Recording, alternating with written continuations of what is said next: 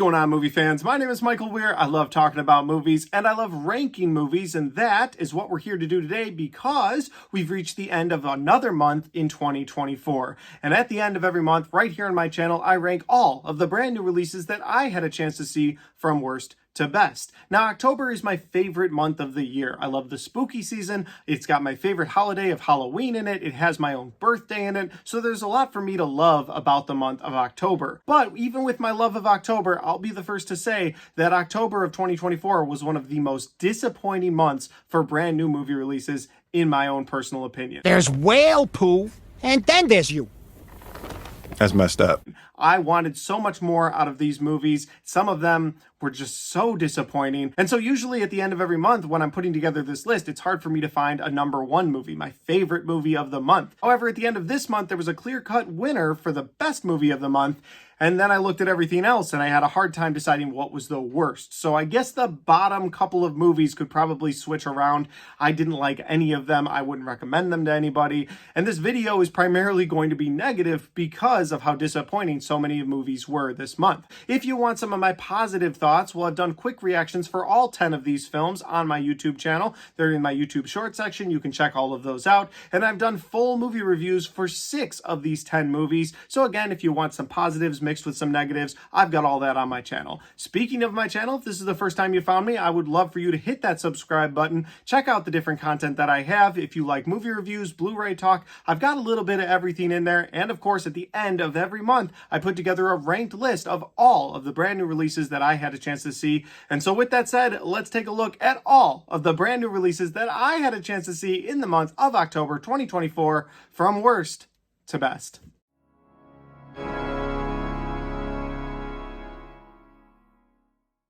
Now, before getting into this list, guys, I do have to say that there's one film I didn't get a chance to see that would probably have shaken up this list quite a bit, and that is Anora. Anora was a movie I was really looking forward to, about a girl who marries a Russian guy. His family is part of the Russian mob. His family doesn't like that he got married. Her parents don't like that she married a guy from Russia, and so there's a lot of back and forth there. It looked like a fun coming-of-age film, but it played in very limited release, to the point where I have no idea if I'll even be able to see this before the end of the year. But if I do get a chance to see it, I'll throw it on a ranked list at the end of the year. It's not goodbye, son.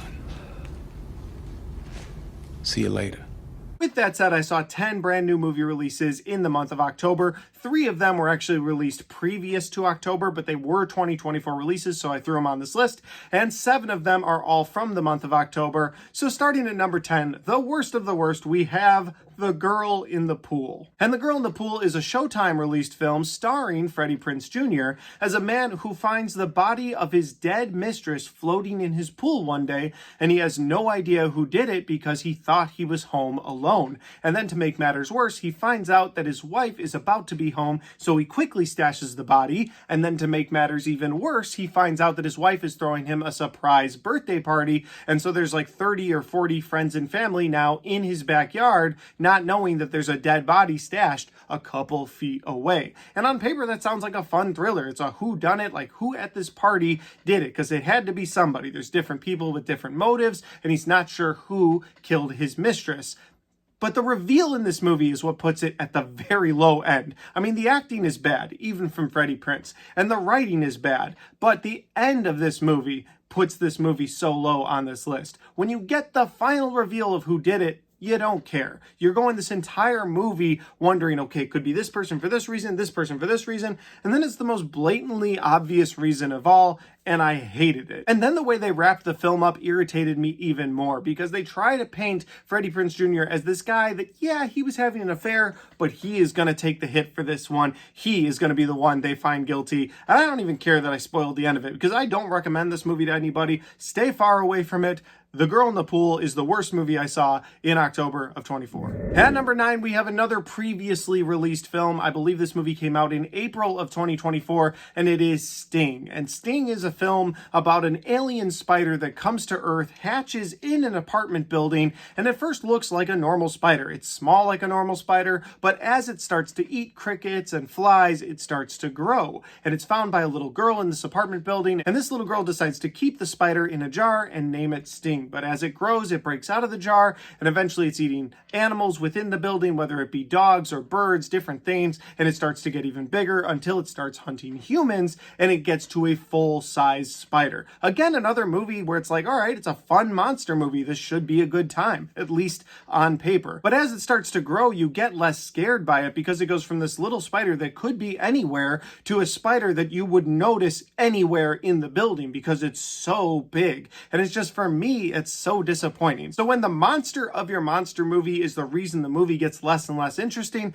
that's a big problem for me. There were two other big negatives I have for this film. The first one is there's a guy in the building with weird motivation. He wants to see the spider grow, and you don't really get to explore him. He's just kind of a weird guy that has animals, and then when he finds the spider, he's like, let's see how big we can get this thing. And in the next scene, he's eaten by the spider, because of course he was. So that was annoying. And then another irritation that I had with this film was the family dynamic. Listen, I know they had to explore more than just the monster spider eating people, especially since the monster spider, as it grew, got less and less interesting. But the other thing they focused on in this movie was just as uninteresting to me, and it was the family dynamic. Whether it was the dad and the mom, the dad and his mom, the dad and the daughter, and then the daughter. She was so annoying in this film. And I'm somebody that if the child acting can work in a film, I'll give it a positive for that. But since it didn't work for me in this film, it's just another reason I don't like child actors, and that is why Sting is number 9. At number 8, guys, we have our first October released film on this list, and that would be Salem's Lot.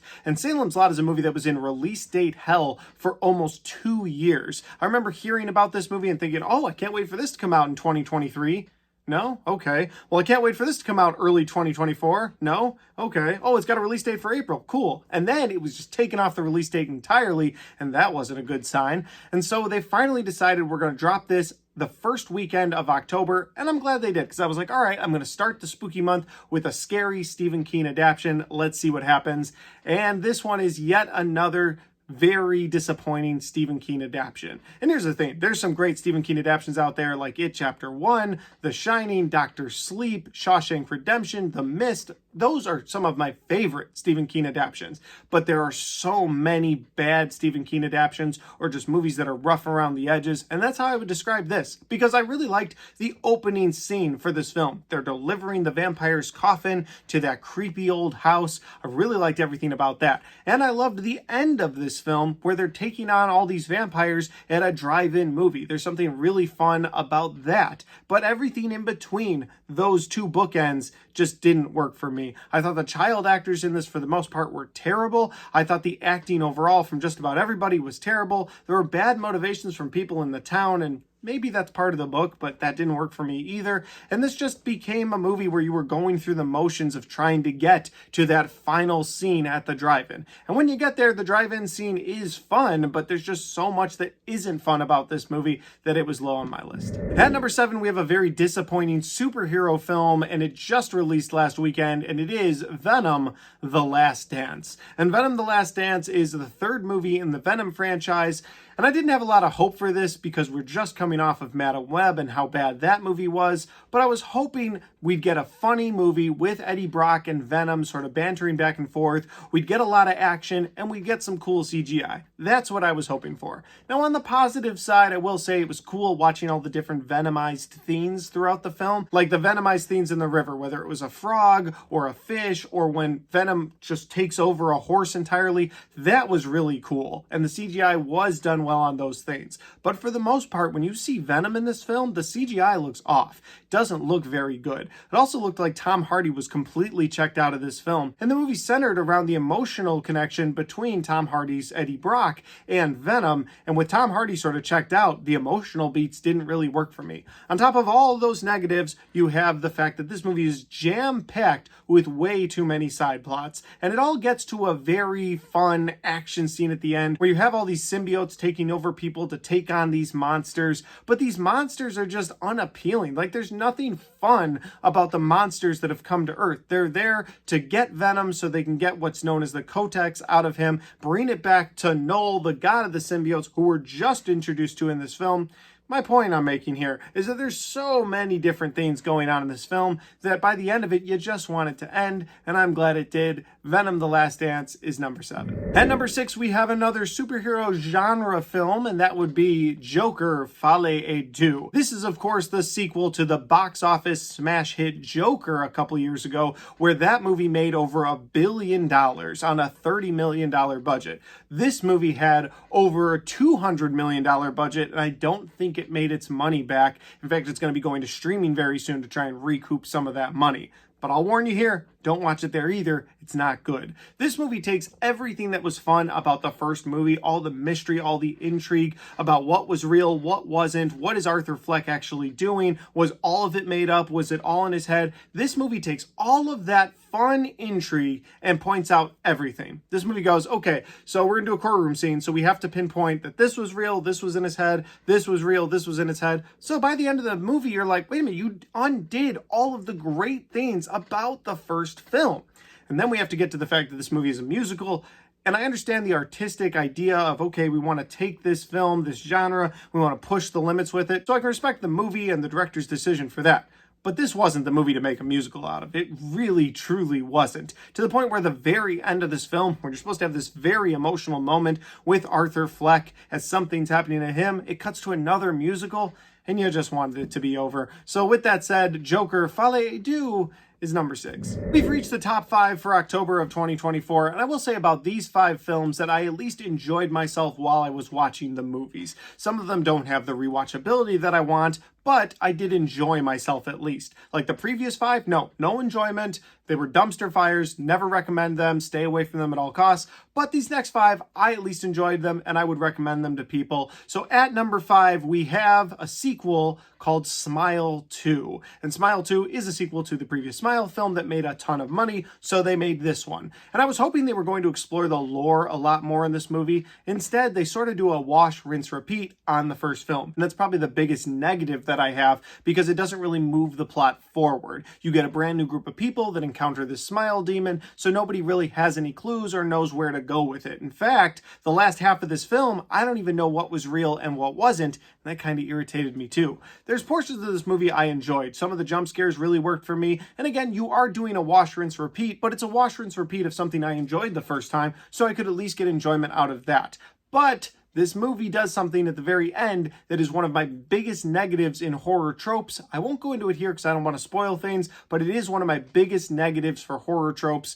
And so for that reason, I put this at number 5. I had an enjoyable time with it. I would recommend it to people if you enjoyed the first one. Just realize you're getting into a situation where you're just kind of watching the same events from the first movie. It's not going to really further things. If they make a Smile 3, and I assume they will because this movie made so much money, I would like them to explore the smile demon a little bit more. But again, the way they ended this movie, I don't know how they move forward with the universe, so we'll see. Smile 2 is number 5. At number 4, we have Terrifier 3. And the fact that it's at number 4 is amazing to me, because I didn't expect much out of this movie, and my God, did I get a lot out of it. Now, even though I really didn't enjoy the first 2 entries into this franchise, I had fun with Art the Clown this time around. I've officially gotten to that point where I know what I'm getting out of these films, so I know what to expect. It's going to be brutal, it's going to be gruesome, it's not going to be happy for any of the characters on the screen, and you just have to accept that. And if you can accept that and you can get past the copious amounts of gore, then I think you can enjoy Terrifier 3. Plus, it's got a fun Christmas vibe to it, and I appreciated that.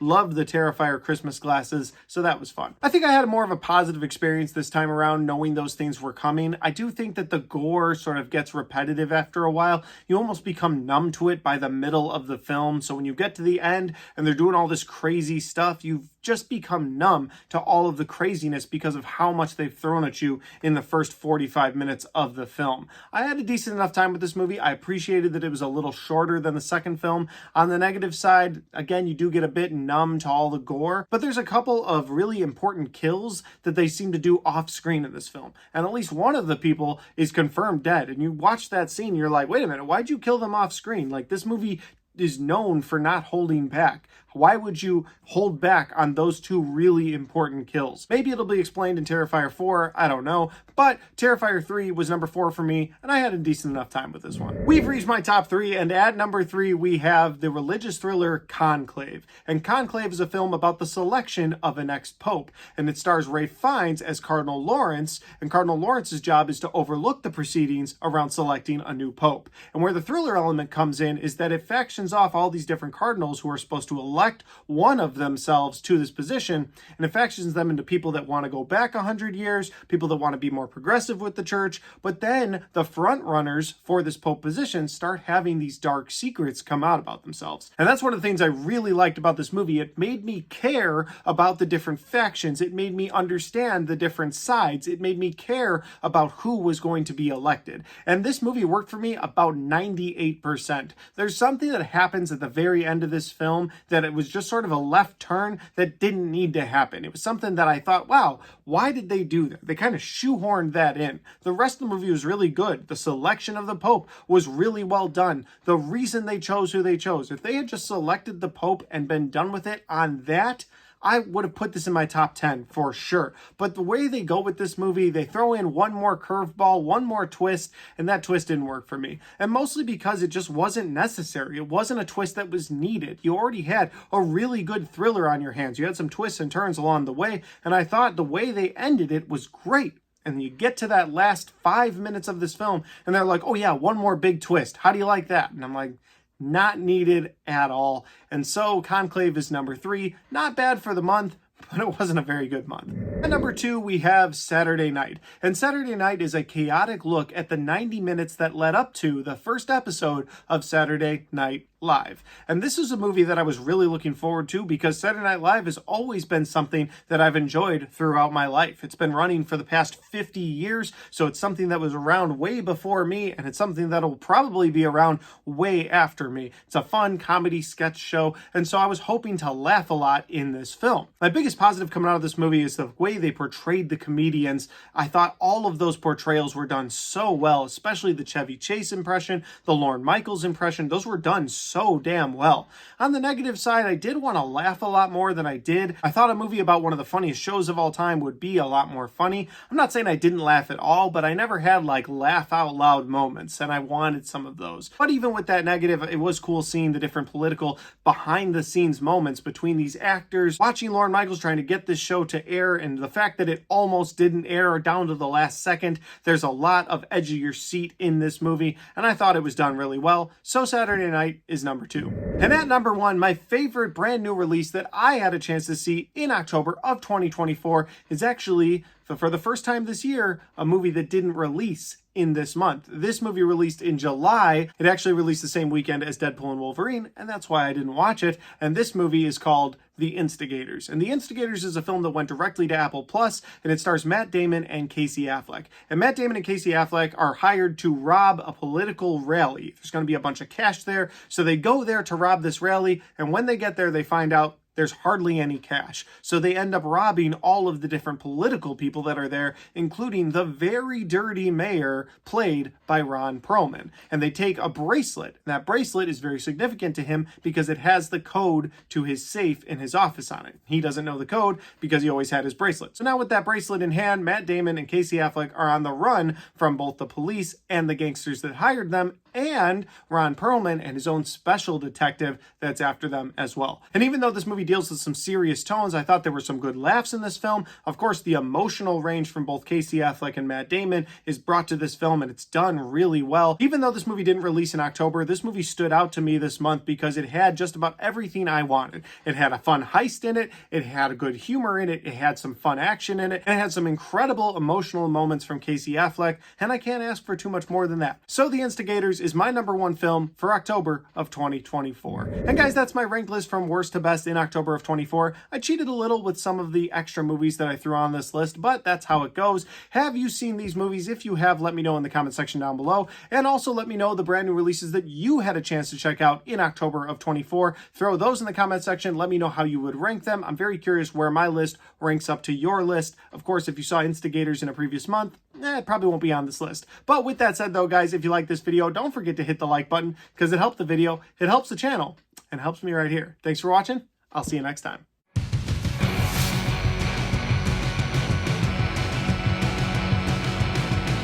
Alright guys, we got to the end of my October movies ranked from worst to best. I hope you guys enjoyed this. I have fun making these videos every month. These are some of my favorite videos to make because I get to go over the previous month and kind of look at where my expectations were and then where they ended up. It's just fun to do. I never could have predicted the Terrifier 3 would be in my top 5 movies, let alone at number 4. I'm shocked about that. Joker Folly I Do I thought was going to be my favorite movie this month going into the month, and then wow, it turned out to be bad. So you never know what you're going to get. It's always a mixed bag. But with that said, if you like this video and you want to check out other content on my channel, well, I've got all of the rest of my best and worst of 2024 right there, and I've got all of my 2024 movie reviews right there.